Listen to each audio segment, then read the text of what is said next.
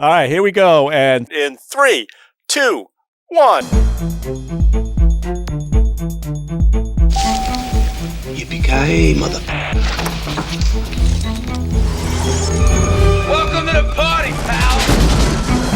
Welcome to Yippee-Ki-Yay Mother Podcast Classic. I'm Ralph Quattrucci. I'm Sean Paul Murphy. I'm Deborah Murphy. I'm Chris Coker. All right. And we have a special guest today. He's one of the Baltimore Beatles, according to Rolling Stone. His name is Joe Macre, and he is the bass player for the band Crack the Skye. When they first came out, Rolling Stone gave their debut album of the year in 1975. But through some strange quirk of fate, they became gods in Baltimore and not as well known elsewhere. But in Baltimore, they are Baltimore's band. I used to work with John Palumbo, who wrote the songs, and even he was saying, like, the radio stations would be like 5 deep in any album they put out. The radio stations played the hell out of their music. They would sell, when the Rolling Stones would put out an album, Crack the Skye would outsell Rolling Stones 5-1 in Baltimore. That's how popular they are. So it's a great honor to have their bass player here with us today. I met him at an album release party for your recent album, and I asked him what movie, being a movie guy, what movie best represents your life in rock and roll? And he said, that's easy. This is Spinal Tap.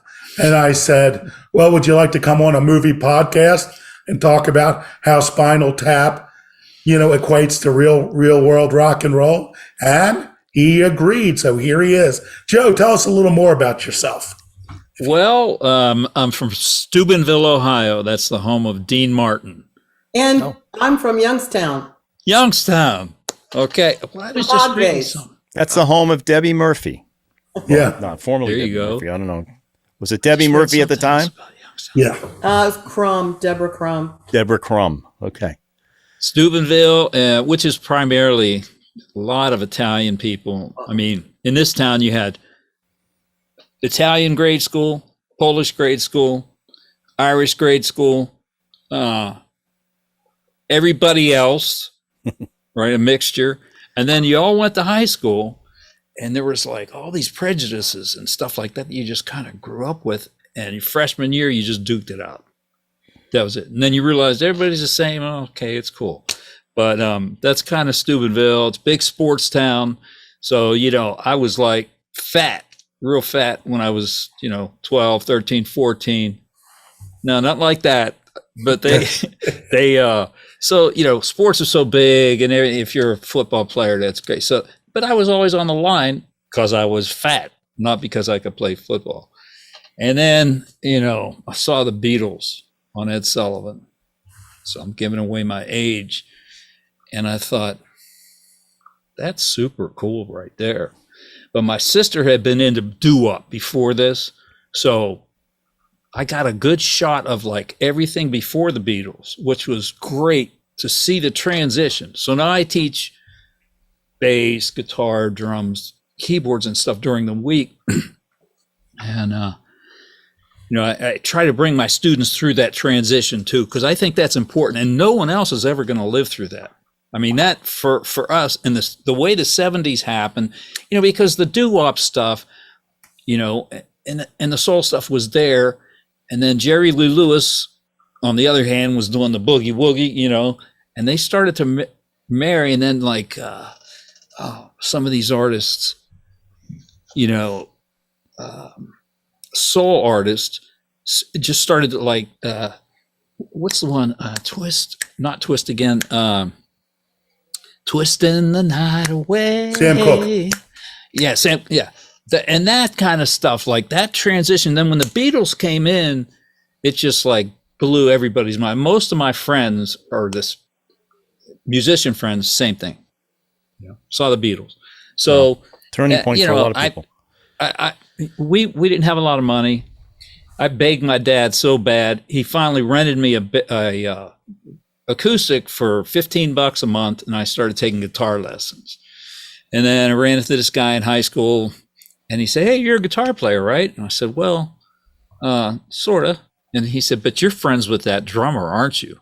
That's Joey D'Amico from Crack the Sky. We went to first grade together. Oh, wow. All through high school. It's always the drummers. It's always the drummer, yeah. What is And that? so Joey's dad picked us up. We went out to this guy's house, and in the 9 months that I was learning guitar, I learned how to play Little Brown Jug, and I read it, and I was learning the Chet Atkins accompaniment style. And then I went to this guy's house and I learned 7 songs that night. I said, "Okay, forget the lessons. That's enough of that. I'm just going to start, working with people, showing me how to play." Eventually, I don't know how long you want this story to be, but it's long. Let me try and keep it short. Eventually, I figured out how to get pretty good on the bass guitar, right? We needed a bass guitar player. And since McCartney had made that transition, it was easy for me. So I started practicing like 4 hours a day. And then, people started saying, "Oh, wow, Mac's getting good." And, I ended up working with Rob Parisi, who wrote Play That Funky Music, White Boy, and sang it, right? And then I became their reunion bass player, which was cool. Wild Cherry. Wild Cherry, yeah. Oh, wow. You'd be surprised how many people say average white band. Yeah. Because Right. the word white is in both. Right. But we were playing in Geneva on the Lake, backing up the coasters for a summer. And it was awesome. My grandmother came in her sweater and long dress and her rosary beads. And I sang Let It Be back then. And she was sitting in the front row and was crying, man. Oh, Singing to the Blessed Mother, But Parisi ended up leaving the band, okay? And he said, "Come on, Joey, let's go. I want to start a band. It'd be a rock band." He and the drummer didn't get along at all in this other band. And I said, "But it's the first time I've ever made money playing music. I'm going to stay here." Well, he went off, and then we got Ricky Witkowski in that band. Okay, He's the guitar player for guitar player from Crack the Sky. So we used to have to wear tuxes because the drummer was the leader of the band, right? But we told Rick, "Don't ever." Well, the way we got him in there, I didn't know him. I walked into a music store and he was on his, if you ever seen Rick play like acoustic guitar stuff, if you're in a room with him, he's on his knees playing acoustic guitar. Well, I walk in this music store, and he's on his knees and he's playing Ohio. For Dead in Ohio. And I went, everybody played it wrong by 1 or 2 notes. And I wasn't a great guitar player, so I never even tried to play it. And I went, "Hey, you're playing Ohio." He went, "Yeah." I said, "But that's right. You're playing it right." And he went, "Oh, thanks." I said, "So you're a guitar player?" He said, "No, I'm a drummer." He was playing drums in some band. And I said, do you play electric? Can you? Yeah. I said, you want to go to back up the coasters for the rest of the summer? And he knew of the band and all that. And he said, "If you buy me a double stack Marshall, I'll go." So we bought him a double stack Marshall. And he didn't go to college. He was going to college. This is like July. He's leaving for college at the end of August, I think. And he never ended up going to college because of that. So then after that, Joey and Ricky and me, that turned into Crack the Sky, right? And then it actually was a 7-piece band, and we had horn players and everything. And Rick was saying, so once we really started getting lean and wanted to make it, that was the one thing I liked about Rick, because it was like, I'm getting out of this town, and that's the bottom line. I'm going to go out there and do it, and you had to have that heart, to be able to sustain what was ahead. So, that was like, how we bonded. And then Rick came back and said, "Man, I met this writer, and we were looking for a singer, and he brought John Palumbo down. And John, I can still remember how we were set up and everything. I have a really good memory about this stuff. He was standing there, and I was sitting here with my bass, and Joey D'Amico was there, and he started playing Ice. Right. Yeah. You know the song Ice 6/8? Da da da da da da da da da da da. And I looked at Styx like right after he started playing, and I would do the basic drum arrangements too, which is a whole nother story. But I went boom, boom, boom, pa, dum, dum, dum, pa, dum. And that's what, and we thought, wow, this is really good. This is like the first thing we've ever heard. This is really good. Can he be our lead singer? Like, I don't know. You know, that kind of voice, it was like, you know, Foreigner was out, right? Dirty white boy, Lou Graham. And then you had Kansas was just coming out too. We all kind of came out at the same time. Just another band out of Boston, right? Yep. Yeah. But it ended up, like you were saying, they still tell me, like Chris, who does guitar for me, he's a great soloist. He said, man, you know, it's just, I just love working with you. You know, it's great. It's like, you know, you don't realize it, but you guys are Led Zeppelin out here. You know, and he'll say that to me, like, you're that famous. And I'm like, see, back here, like, we never put that on. You know, that never really became part of us, that we were like something. But we did our last gig in Baltimore with the original band. Foghat in Boston opened for us. Wow. So that tells you how big it was. And like, I'm standing on the side of the stage with the guys from Foghat, and Boston's playing, right? And we're next. and I'm talking to those guys, and the promoter's there, and I went, why? More Than a Feeling, that song was just hitting big too. Why are we going on after them? He went, you'll see. Like that. I was like, okay, yeah, this is going to be good. We were really nervous. And when we went out, like, they knew every word to every song. We didn't really even have to sing. It was just like this big, very cool thing there. But yeah, that's kind of another ironic thing, you know. So, I mean, you know, we got real close, and I think if the band had stayed together, because the third record, Safety in Numbers, really, you know, did well. We didn't have a single from it. Rick and Deb wrote a song called A Night on the Town with Snow White. Yeah, that was a very good song. Okay. And I was wondering about the symbolism there. Yeah. Was it a fast song? Did it? A night on the town with you.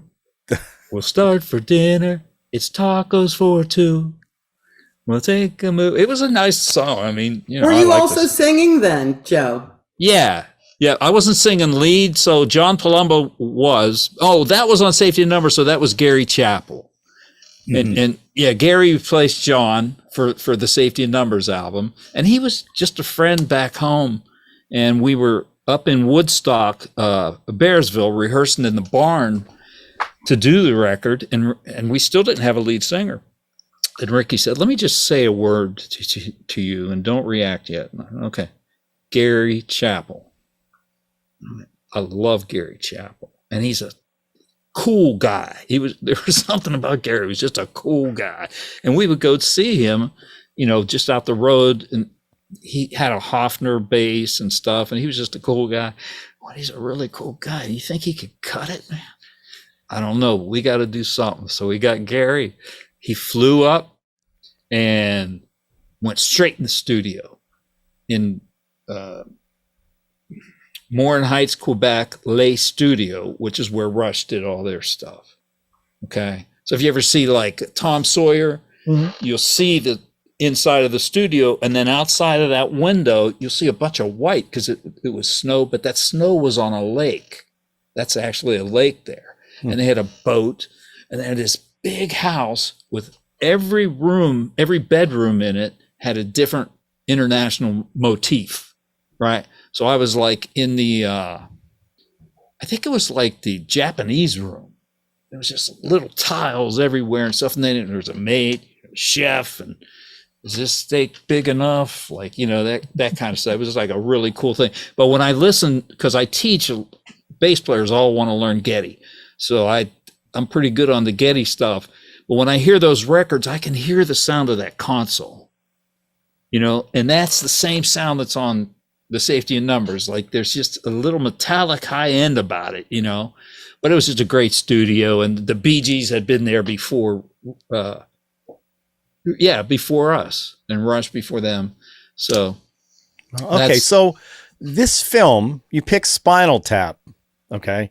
Is that every rock and roll band's film that they think is about them, or what's the story with this particular film? Just about. And you could argue it, forever. It's still all speculative. The one thing that I do know in the film, when they got lost, they were in Cleveland. Okay? Right. Guess who got lost in Cleveland? Okay. Crack the Sky? Yeah. See, and I was going to call Derek. I was going to call Derek and ask him some more information, but I couldn't get a hold of him. I mean, who's Derek? Derek Sutton is, what was the guy's name? Ian Faith. Mm-hmm. Right? The credits at the end says Derek. Yeah. The real Derek Sutton is Ian Faith. Right? And he kind of acted like Derek, too. You're talking about the manager of the band? Manager. The manager. Yeah. Right? Acted a lot like Derek. And I talked to Derek a couple of years ago. I called him. The only number I had was his British number. I figured I'd get the office because I was producing a bunch of bands in Baltimore. So I was traveling out there every Wednesday and coming back to Ohio every Sunday. And they were going to be out there. Robin Trower was going to be there. So I just called the number that I had, and he answered. And I said, "Is this Derek Sutton?" He was like, "Yes." I said, "This is Joe Macre." "Oh my God, how you doing? How you been?" And we talked for a while, and I said, "Yeah, are you coming to Robin's show? I'd love to see you." And he said, "Oh no." And he mentioned some girl's name, the road manager. He said, "She don't want me around. I'm too intense for her. And, but I'll get you back." So he got me tickets and everything like that. What happened was I came back home, and I walk or jog every day. I have almost my whole life. This dog attacked me and almost ripped my left arm off. Oh, it was a pit bull. Oh, I'm telling you, it was bad. Like people coming out of their houses. "Oh my God, like get an ambulance!" Get an ambulance, go to the hospital. It was nasty, and so I didn't get to go to the show. But I wanted to see Robin.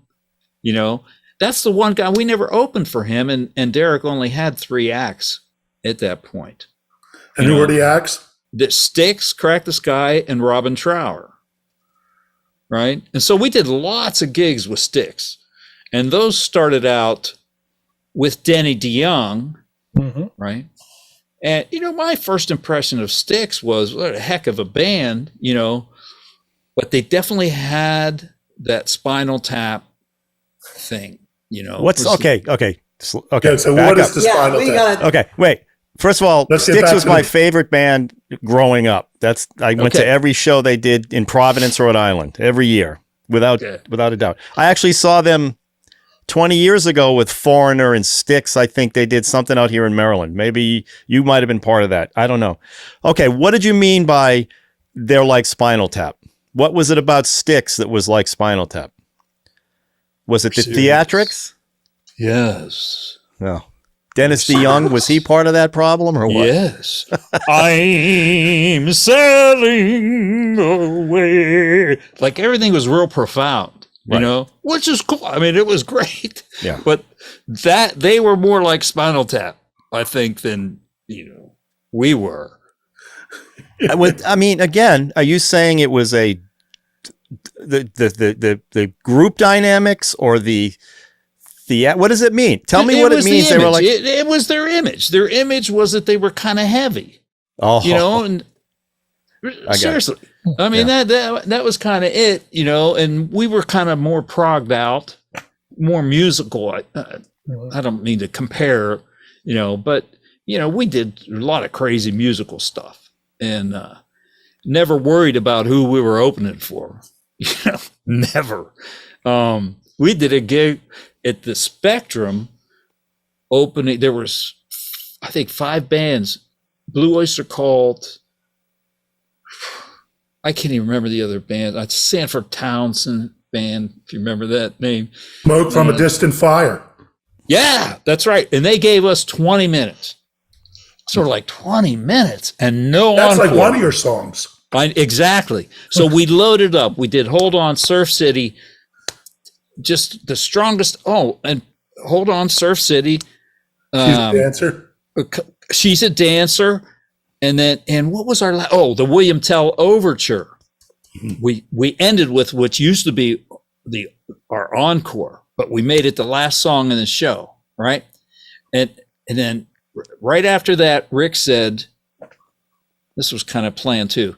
And thank you very much. Here's a song. We understand one of the writers is here tonight.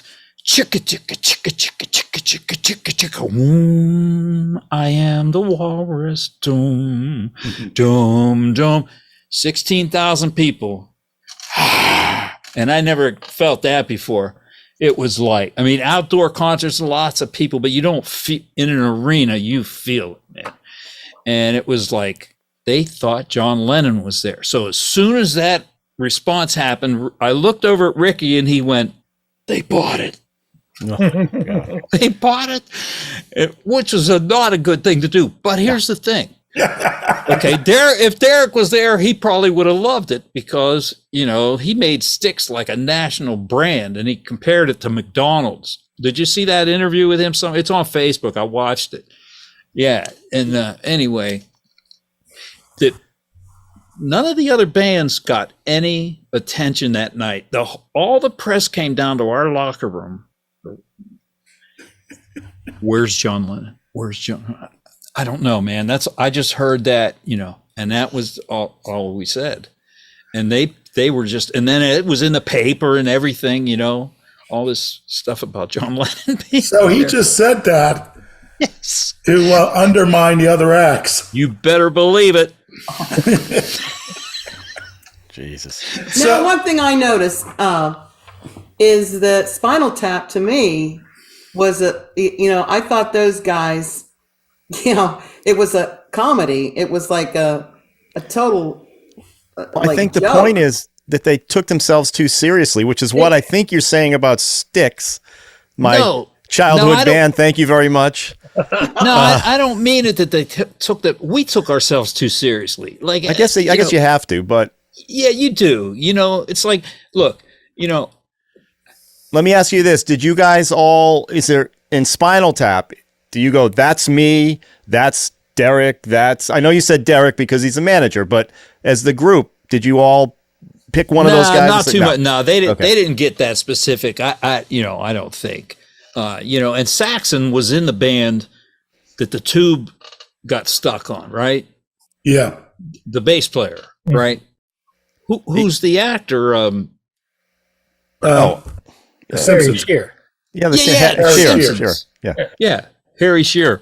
Right. He was in the Mighty Wind too. Right. Yeah. But so apparently that did happen. But and then they said that the Stonehenge thing was definitely Ozzy. That seems to be the consensus. Right. Now I didn't go to any Ozzy shows, or we never open for him or anything. So I'm not sure if he had any staging like that. That seems to be accepted. But I mean, Chris and I were talking before we went on the air, and Chris said, I think this was like the first fake documentary about a rock band. And I said, well, there was that one called The Ruddles. Was it The Ruddles? Yeah, The Ruddles. With Eric Idle, that I think was before this one. Yeah. But this is the one everybody always goes back to, is Spinal Tap. Yeah. Right? Chris, I mean, you love this film. Yeah, I mean, I love Spinal Tap, and what I'd love to hear about it, Joe, is like, what I find Spinal Tap so interesting is all these like little kind of things that seem very realistic, like the scene with like Paul Simon, where he's the hype man or whatever. He's the guy that's supposed to. Oh no, Paul. Schaefer. Paul Schaefer. Sorry, did I say Paul Simon? I meant Paul Schaefer. Paul Simon was in Annie Hall. Yeah, I got you. Sorry, but where he's talking, and nobody shows up at the record signing, and things like that, and it feels to me like that just smacks of like authenticity. Yeah. And also like that great scene where they're at the party, the release party. And then there's this randomly really old guy from the company, Sir David Eaton Hogg, which is up. Yeah. But like when you guys were, especially like when you had like 3 or 4 albums that you put together there, when you were like together, and then were you involved in any of those kinds of crazy things where you're like meeting like these random people for like release parties and then showing up at like signings, and there's either like it sounds like whenever you showed up in Baltimore, there was probably tons of security to keep you guys from getting mobbed, but like it sounds like at the same time, if you ended up in Kansas City, it might have been like a whole different animal. Yeah. Well, that's the thing. Like, forget about Baltimore, but that actually happened to us. We did a signing and no one showed up. No, I don't know how many other bands that happened to. But Derek was that in? I can't remember. I taught Jimmy Griffiths was our other lead guitar player. He's in California, and I spoke with him yesterday, and he reminded me of that. He said, "Yeah, do you remember that the scene about nobody showed up in the record store? That had to be us." That's what I mean. I think everybody. I've never been in a band, so I can't speak to it, but it feels like that everybody goes, they're looking at us. That was us. I think Sean even mentioned that when we did Spinal Tap for the show, that he might have been talking about you getting lost in the backstage of Cleveland or wherever it was. So everybody and that's why it's relatable, because it's real. Yeah. Like when you see that record company guy come in with his jacket, those jackets, the velvet jackets they had in the 70s, and those guys all wear those. Yeah. I mean, they hit everything spot on. And I think everybody goes, they're talking about us. That's why this movie is so. Go ahead. Yeah, and they did for the bands too. The guys in bands. It was perfect. It was exactly what was going on. Right. And the fact that, McKeon actually sang and stuff like that. Like I remember him from Laverne and Shirley. Sure. Yeah. Squiggy. Right? Yeah. Squiggy. Squiggy. And he was Lenny. Oh, right. He was Lenny. I'm sorry. He was Lenny and Squiggy. Yeah. He was in, he was in that band that did Walk Away Renee. Get out of here. Yeah, he was actually in the band. Yeah. He was that before he became an actor. See, a lot of actors on that record. Yeah. But like everyone quit after that record, and he was on the touring band and he did their other songs. So he was a musician and a singer before he was an actor. Just Walk Away, Renee. The Left Bank. Yeah. Left Bank, yeah. But not only can he sing, but he can act, and he's very funny. He did Best in Show. You ever see that movie, Joe? Yes. Yeah. Oh. I mean, really, he's a triple threat. But that's why the truth is in this film, because he lived it. He lived it, right? I mean, I think he got to go on tour. He knew that. But here's the thing about you, and Crack the Sky. You guys had such pure talent. Now, Spinal Tap, they had a form of talent, but it was a mimic they were mimicking a great talent. So in a lot of ways, you guys are the antithesis to Spinal Tap, because you were like the true, we don't think we're anything. And here these guys were like, making their like Styx. That's what it sounds like you were saying about Styx. Well, no, because we actually had the same attitude. Okay, look at it this way. You did? Yeah. I didn't, when it first starts, like you're thrown into this thing and there's like, how am I supposed to act? We played in Largo, Maryland, opening for Zappa, right? He's shooting it. I get up on stage. We start the first song. I look up and the Jumbotron has me. And I'm like, what am I supposed to do? What do? You freeze. Like, yeah. Oh my God. You think people are far enough away where you could kind of do anything and it's all good. You're like gigantic in the ceiling. It's like, oh, no. But yeah, when you first start, and you get out there and you see the reaction from people and stuff like that. It's like, yeah, I'm bad. Don't mess with me.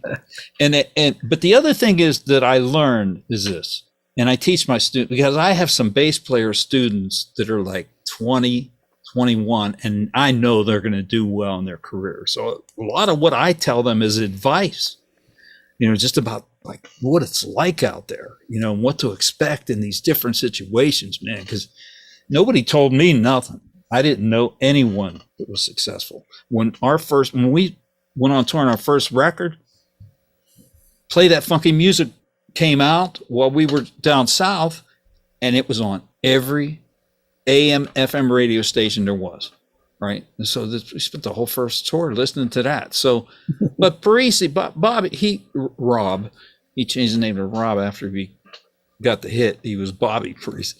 And, but he was always looking for a hit record and real serious and stuff. But anyway, yeah, so you get out there.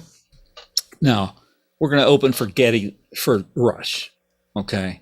He's got the same pedals as I have, the Moog bass pedals, right? He was playing a Rickenbacker back then, too, not the jazz. Anyway, I remember going into my first gig knowing, because their first album had only been out for 6 months. And I went into that first gig saying to myself, like, it was almost like getting ready for a fight. It really was. It was like, I'm the man. I don't care who's playing here tonight. I'm kicking ass. It's just something that you have to have. Ego, yeah. How can you not have ego, and feel that way? You have to believe that you could do it, but you're believing based on all the practicing that you've done and all the hard work you put in. We weren't a party band. After the gigs, we'd go back to the hotel, Holiday Inn. Usually you'd have 2 beds. You'd have the drummer with his sticks beating on the bed, the acoustic guitars. Everybody played acoustic. I had my bass, and we would really concentrate on singing, our backgrounds and stuff like that. A lot of the other bands were just out partying like crazy. So you were not a party band. You guys were just. No, we had a really good time, but we were not like sloppy pigs. It's just, there was a lot of that out there, And did you ever have a cucumber in your pants? Never. But if you ever look at Jimmy Griffiths, you'll think that he did have one, and he always wore white pants. And that's a story that they should have put in. We were playing Cobo Hall, right? Detroit. Mm-hmm. We get up on stage, the curtain's down, we're behind the stage, plugging in.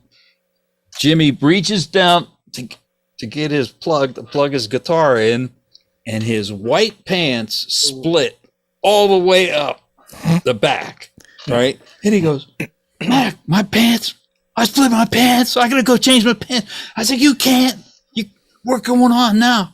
Somehow he ran and changed his pants and came back out and played. It's a good show, but that should have been the film too. But again, like all of that, you could debate like what all of it's about, like these amplifiers. Yeah, if you notice, they go to 11. Well, back then, that was just a joke that everybody would say, yeah, I got the 11 on mod on my amp there, and stuff like that. It was just a joke that everybody used. So I don't think you could attribute that to anybody. That's why I think the film has lasted as long as it has, is it's all based in some sort of truth. It's honest. It's honest. It is. So, they just distilled it down to a 2.5-2-hour movie that hit every trope that you guys are talking about right now. Yeah. Which is why it's a universally loved film. And I think they're coming out with a sequel. Did you guys hear this? That there might be doing another one? Which I thought I heard that. I could be completely off. I don't want to cause another incident like I did with the fast dancing thing with the Indian movie. Okay. That was on the. But I'm just saying. He said he thought the dancing in the Indian movie was a special effect that they sped it up. I'm going to hold to that. I'm bringing on a friend of mine who wrote an Indian film and hired the choreographer to shoot it. I'm going to ask some questions because I have questions. But anyway, so, the truth is in every frame of this film because it came from people who were part of bands. Michael McKean, you mentioned.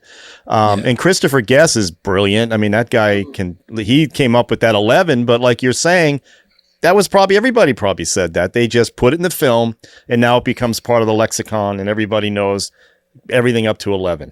I mean, that's what's so universal about the film. That's why I think every band goes, oh my God, they're talking about us. That's us. Because it was typical stuff happened to everybody. Yeah. Now, here's something with Spinal Tap. The joke, their running joke about all the drummers they've had. Yeah. And it seems to be just a group of core guys. Now, Crack the Sky is a band that's had quite a few people run through it. Yeah. And it's like you've been gone for years and then you come back, sort of like Nigel in this. So what was it like coming back to the band? Were you guys always friendly or were you at each other's throats? Oh, no. Was it like, I'm leaving and I'm never coming back? You're not welcome back? Well, back in, what was it, 81 or 84? I don't know. Yeah, I pretty much had enough. And, I volunteered at this a Christian TV station in Pittsburgh, Channel 51, I think. Wow. A long time ago. And they brought me on and I started learning how to do broadcast, And then, so at this time, Crack the Sky had already broken up, and then it was with B.E. Taylor Group. And my wife got pregnant. We've been married for a year. She gets pregnant, and I'm like, I turn into my dad. I got to get a job. So my sister typed, and I said, can you make a resume for me? Just tell them I can make records, I can engineer or something.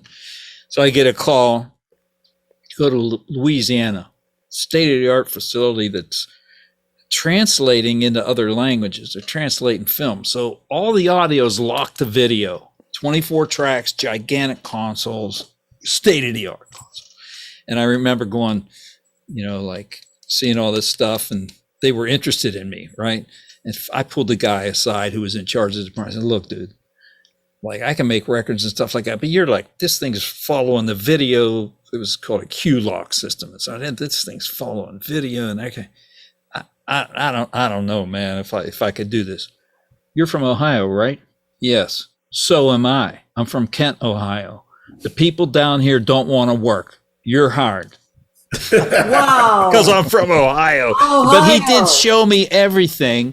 And then I met a guy from NBC. I don't know where he was originally from, but anyway, he got a hold of me and said, come to Dallas, and I've got an SSL, solid state logic console, which just a handful of guys knew how to run them back then, and they were just wonderful consoles. So that's how my career started in Texas, and we were there probably 25 years. I was an engineer, and then a guy came into the studio one day and said, hey, a producer, and I was going to mix a commercial for him or something, and he said, I can't find the Harlem Globetrotters theme. I can't find it. And he's doing this commercial. He needed it. And I said, are you in tomorrow? He said, yeah, I can be. I said, I'll get you a draft for tomorrow. You're a musician?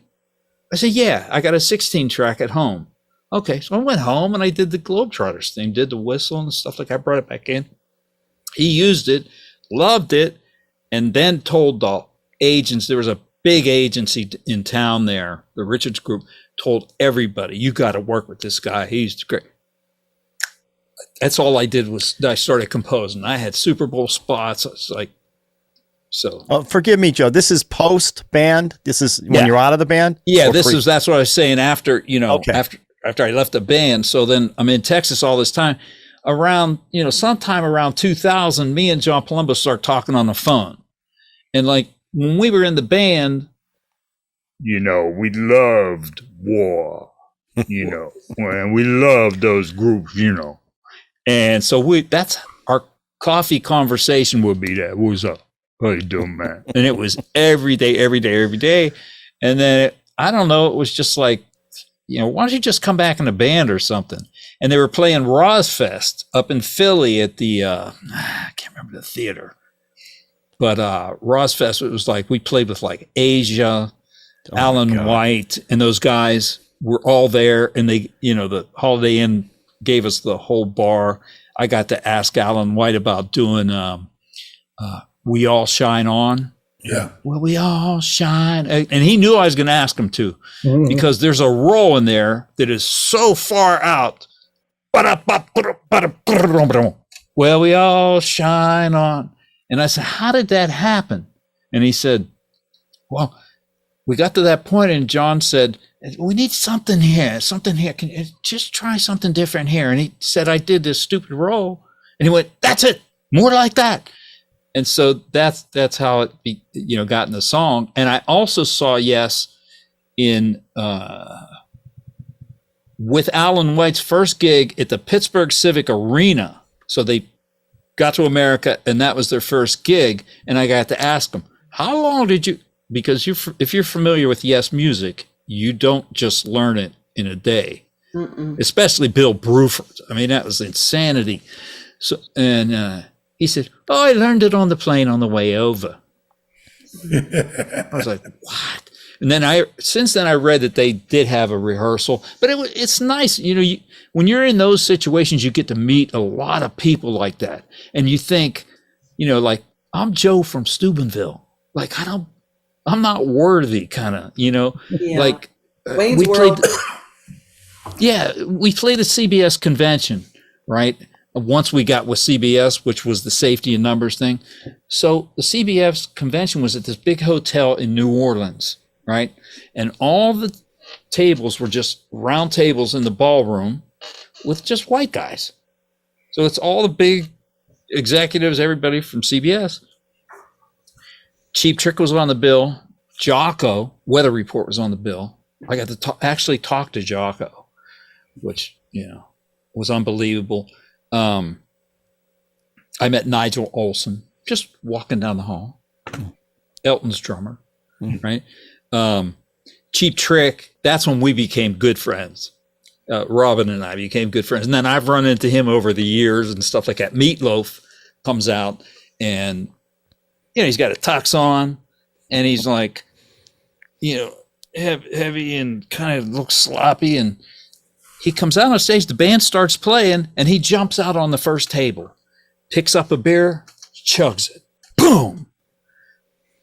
Picks up the next beer, chugs it, boom. Nah, all these white people are going, yeah, right. They're all getting excited. He goes to the next table, picks up a beer and chugs it. He had the crowd just like that. And so anyway, I ran into Robin years later. And we were talking about that. And he said, but do you know the rest of the story? And I said, well, that was it. He became big after that. CBS got behind him. He said, no, he signed with our management company. And the first gig that he ever did that he opened for anyone was in Chicago, which is where they're from. Cheap Trick, right? So he said he got booed off the stage and he went to the management company and said, I'll never open for anyone ever again. And Robin said he didn't, and he made it. Right. Wow. So he didn't have to pay his dues. Wow. So how was the road? I mean, did you go on long tours? Long tours. So, like, do you remember the Champagne Jam tour, the Atlanta Rhythm section? I Am So Into You. Yeah. Okay, that was a very big tour. I think that was a number one record. It was real big. And yes, we did like that whole tour. Here again, I go up on stage and Paul Goddard with the big pop bottle glasses, right? I don't know if you ever seen him. He's up there in this bass amp and I walk up and I say, hi, how you doing? I'm Joe. Joe Macre. You're my idol. This is Atlanta. And so that's how the tour started, and then Ronnie, their singer, actually wanted to come with us and we wanted him to come with us. Like we were trying to steal him away from them because he just kind of fit with us personality wise and stuff.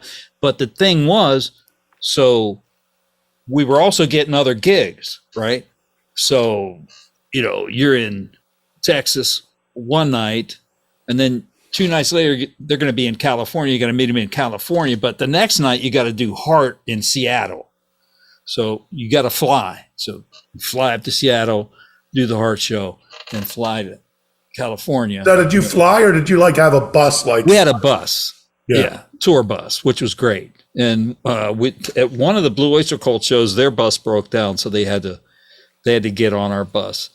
And I think I was just, I don't know. I never was a big drinker or anything, but I think I was half out of my mind. And I remember being in the back of the bus just yelling like stupid obscenities to these guys. They're up in the front of the bus, right? And the guys in the band were going like, man, ease up, And I don't know why I was doing. I'm not really like that, but I was having so much fun. So it ended up, I went up with them and they were into it and they were laughing and stuff like that. They were rock and there. roll. Yeah, that's what it was. Yeah. But so anyway, where was I? What years are we talking about here? You're riding talking the buses about between 1977, so that's 78. Yeah. Like that 2 years we were on the road most of the time. The movie Almost Famous is, I think, around that same time period, right? That was basically based on Foghat, I think. Yeah. That lead singer. What's that? Well, it's a mix of Leonard Skinner because they're the ones that went down in the plane. Right. There's a lot of elements, but I also think that Cameron Crowe actually did an interview. I think it was Leonard Skinner. When he was basically a teenager well, that was based on him. That kid was sort of based on him. It's there's a lot of, but that's that era. That's that's late 70s. That and it's kind of that. Yeah. So let me, if I could ask you, Joe, speaking of like Almost Famous a little bit, a big theme in that film, not in Spinal Tap, but is this whole idea of like, corporate, like the corporations taking over. Did you guys get a lot of pressure from that kind of stuff? Because like, it's a little bit in Spinal Tap where they talk about like, they talk about the Smell the Glove record, right? And how it has this really distasteful cover. And like, but if the company's behind it, they can wear it down their neck. Isn't that awesome? Yeah. So like, did you guys get involved in a lot of stuff like that? Where was it a case where like, oh, your last record wasn't successful enough, so we're going to cut your budget for the tour, or what kind of like inside stuff? Like, did you get a lot of corporate involvement? Were they saying at the beginning? Yeah, they tried. The good thing about John being there was that he was the writer, right? He wrote the songs, so he would always say, nah, nope, don't tell us what to do, and they would always back off. So then after he left and we were going to do Safety in Numbers, they sent us a message. They wanted us to do Ride Captain Ride. And we said, not a chance. Oh no, you know what we did? Oh my God, I just remember this. So there was a studio, Bearsville studio. And that's where Todd did all of his stuff before he got Secret Sound, right in Bearsville. And we said, oh, okay, we'll do it. Joey D'Amico sang lead as David Clayton Thomas. Okay. Ride, Captain, ride. Because he would joke around and make these different voices, and he would sing like David Clayton Thomas sometimes. I played drums. Well, switched instruments. It sounded horrible, but we did it and we sent it to him. Never heard anything back. They got the message. Here you go. They must have thought that we just were serious. I don't know. But yeah. Now, speaking about song, like in Spinal Tap, the one guy's the songwriter mainly. Yeah. And Nigel is gets his creativity in his solos, where, they mock, like Led Zeppelin, who used to do his thing with a violin bow. Yeah. That time. And this time they have him playing it with a violin. Now, how did that work in Crack the Sky? If John's writing the song, did everyone feel they had a great outlet? or an ability to express themselves. Oh yeah. See, that was the beauty of it. So you have me and Joey DeMeek have been together since first grade. That once the Beatles came out, and I used to go to his lunch. He lived by our St. Anthony's grade school. I used to go to his house. He had the best record collection and the cleanest records, man. I would never touch a record. And he would put like James Brown Live at the Fillmore on, and we would just groove bass and drums, man. You know, so we were a team. You know, when they inducted me into the Maryland Hall of Fame, they called me and asked me if I would do that. And I said, not without Joey, you know, because we're a team. And so we both were inducted at the same time. You know, I got pictures and so it was nice, you know, nice thing. A lot of my friends were there. Yeah, we had total creativity. So Ricky and Jimmy were the perfect match on guitars, right? And we kind of grew up with Allman Brothers live at the Fillmore. So those harmony guitars were just part of us, you know. We had all moved together before Crack the Sky, and we were just living there playing. That's all we did was play. And this band was called East. And I actually got to see Rick develop his style as a lead guitar player, you know. And it was just like we would jam for hours and hours and hours, and that's really how you get good, because you try stuff, you know.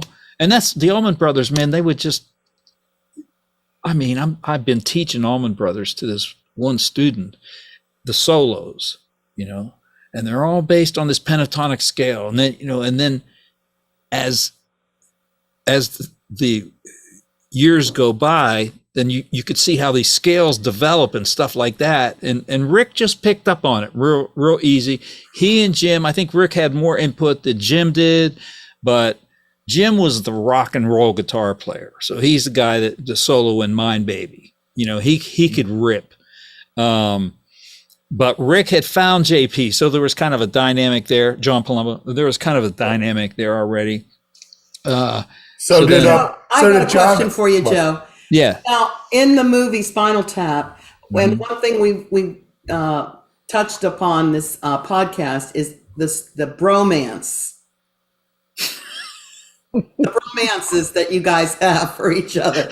And tell us about that. You know what I'm talking about, right? Yeah, sorta. Yeah, I mean, you know, you hit it off with some people a lot better than others, right? And me and John hit it off mostly because our upbringings were so much Italian alike, you know. Yeah.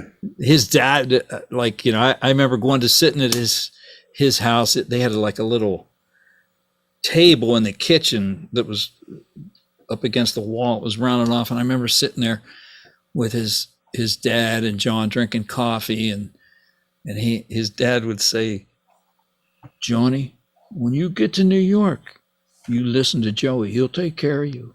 He's not going to let those people take advantage of you." You know what I mean? Because our dads knew each other and stuff like that. So we kind of I did not want to room with him on the road. I will tell you that, you know, because it was everything had to be perfect, you know, this and that. So me and Joey roomed together also. So, and then we had a keyboard player and a sax player. He passed away a couple of years ago, the sax player.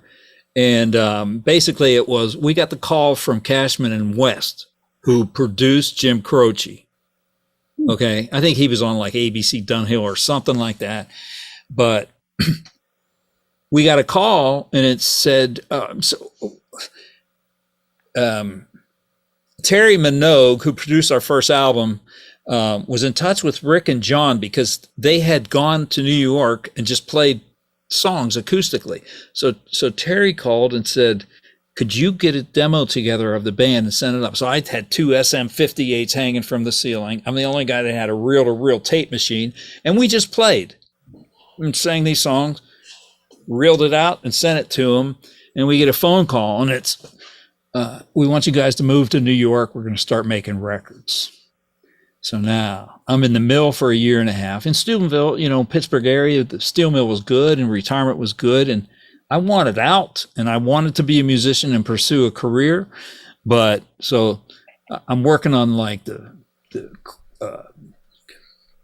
I'm running a buster all day, making roads in the steel mill and this and that. We get the call, and I walk down to where my dad is the foreman, the tin mill, which is clean. It's the only place in the mill that's clean. He's got a tie on and his white hat and stuff like that. And I go in, I'm like, geez, you got it made down here. And he goes, what's up? I said, we got a call from New York, from Jim Croce's people. And they want us to move to New York and start making records. He said, you got a year and a half in the mill. Another 6 months, you're in the union. You're in forever. They can't get rid of you. I was like, yeah, I know. But what if? I'm going to have to live with what if. I mean, this is not a fly-by-night company. Jim Croce's had big hits. Sure. You know, and that's how they did form the record company, I believe, was, you know, insurance and all that. I would assume that. But he said, finally, and it motivates me to this day. He said, you're a grown man.